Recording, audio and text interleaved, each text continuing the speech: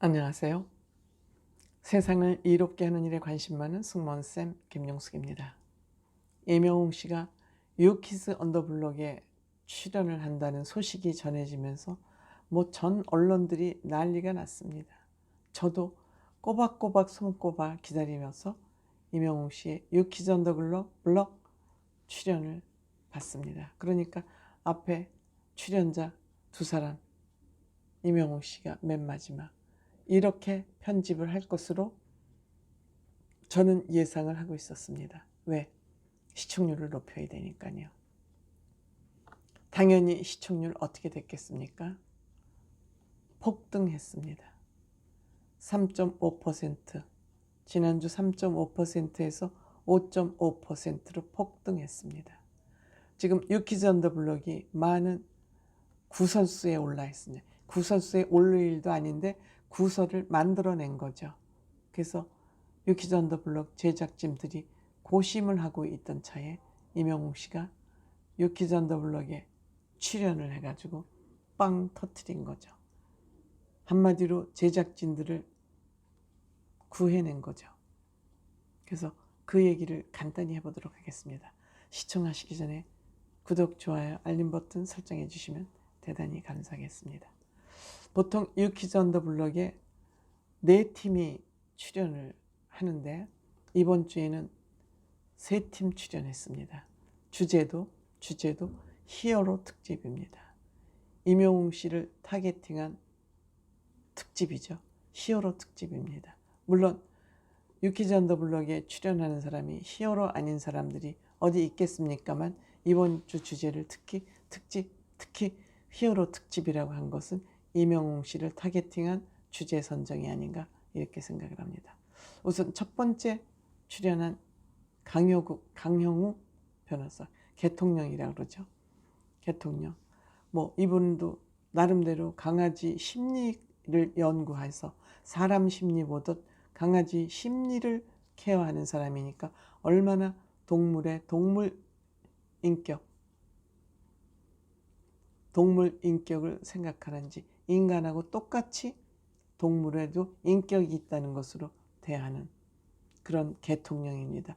훌륭하죠. 그렇기 때문에 개통령 강형우 이렇게 히어로가 된 거 아닌가 생각합니다. 물론 강아지 퀴즈, 개에 관련한 퀴즈, 우크라이나에서 그 구조견으로 활동했던 개 견종의 이름이 뭐냐? 잭 러셀 테리어? 딱 맞췄습니다. 100만 원 받아갔죠. 이분 방송 20분 동안 방송됐습니다. 정확하진 않지만 총 방송 분량에서 20분 정도 강현욱 씨 부분이 방송됐습니다. 그 다음에 정찬성, UFC, 이 5개 종목이 어우러진 격투기죠. 격투기. 저는 이런 격투기나 권투 선수 이런 사람들을 보면서 참 안타까워요.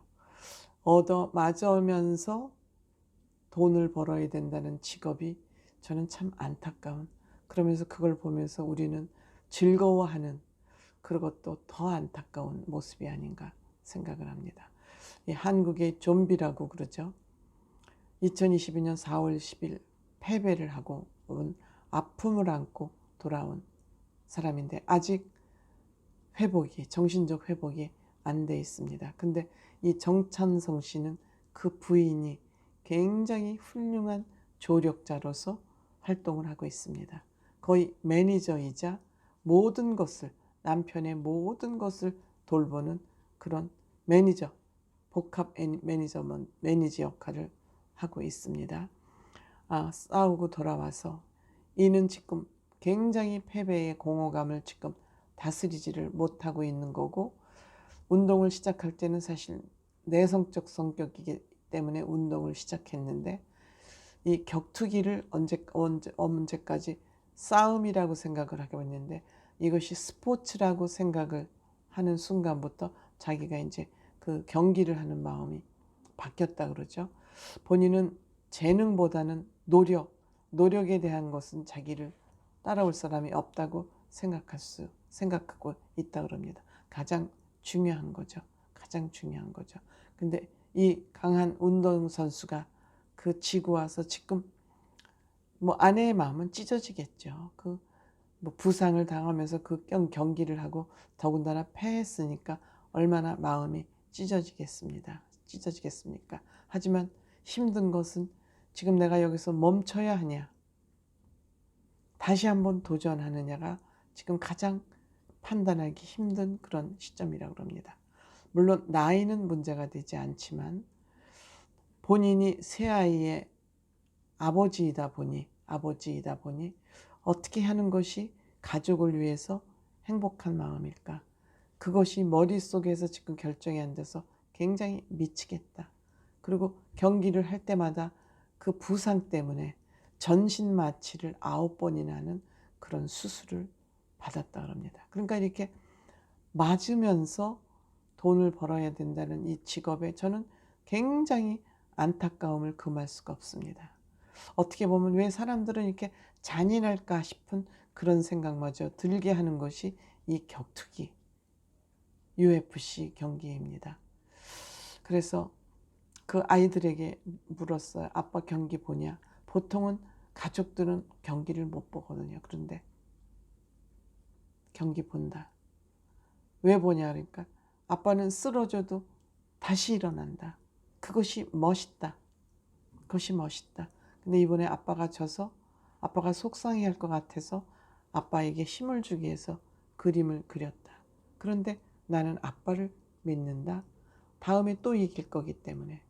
그러니까 이 정창성 씨는 이 딸들이 다음에 우리 아빠가 이길 거라는 이 기대를 갖고 있기 때문에 정창성 씨는 지금 이 선수 생활을 계속 해야 될지 안 해야 될지 결정을 못하는 겁니다. 가족들의 기대에 부응하기 위해서는 한 번에서 이긴 다음에 은퇴를 해야 되는데 지금 지고 왔으니까. 그런데 또 한 번 경기를 하자니 그 경기를 준비하는 과정이 너무 힘들고 하니까 결정을 못한데 본인은 새아버지의 가장이기 때문에 아빠이기 때문에 결정을 못하고 있다. 그런데 그 부인은 본인이 하고 싶은 것을 할 때 행복해 하니까 남편의 의견에 맡기겠다. 한다면은 나는 기꺼이 조력자로서 남편의 조력자로서 일을 하겠다. 이렇게 해서 정창선 씨 얘기는 40분이 진행이 됐습니다. 그런데 제가 마지막으로 하고 싶은 얘기는 이명웅 씨 얘기는 45분 동안 방송이 됐습니다. 여러분들 이 시간 분량을 보시면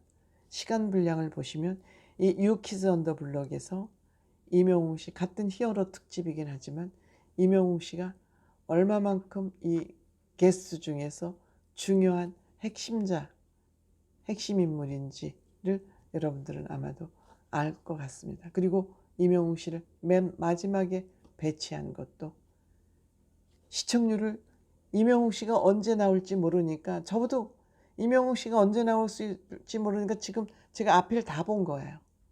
앞을 다 봐서 강영욱 훈련사 또 정창성 선수의 얘기까지 지금 다 이렇게 하고 있는 거 아니겠습니까? 그래서 저는 이 시간 분량을 배분을 제가 봤어요. 어떻게 이명웅 씨의 비중을 다루고 있는지.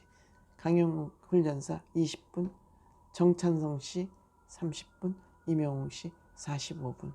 이렇게 편집 분량을, 이게 똑 떨어지는 시간은 아니지만 어쨌든 배분을 했다는 사실을 저는 여러분들께 말씀드리고 싶은 겁니다. 고맙습니다.